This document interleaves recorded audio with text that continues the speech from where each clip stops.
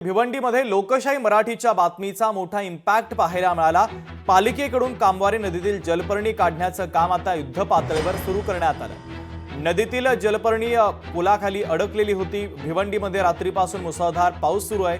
पावसामुळे सखल भागामध्ये पाणी साचण्याची दाट शक्यता आहे आणि नागरिकांना देखील याचा मोठा त्रास सहन करावा लागत होता। लोकशाही मराठीने या संदर्भात वृत्त दाखवताच प्रशासनाला खडबडून जाग आलेली आहे आणि जलपर्णी काढण्याचं काम युद्ध पातळीवर सुरू करण्यात आलं। याचा आढावा घेतला आमचे प्रतिनिधी अभिजित हिरे यांनी। आपण पाहूयात।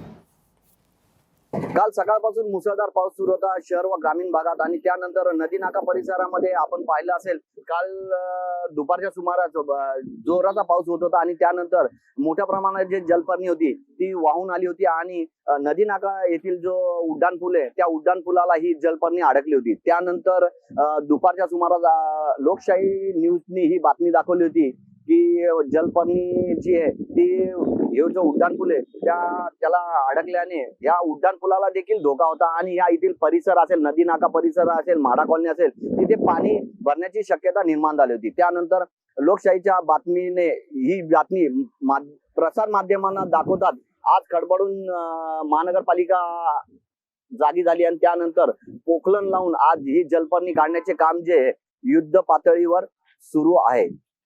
अभिजित हिरे, लोकशाही न्यूज, भिवंडी। लोकशाही मराठी ऐका, पहा, जागरूक रहा।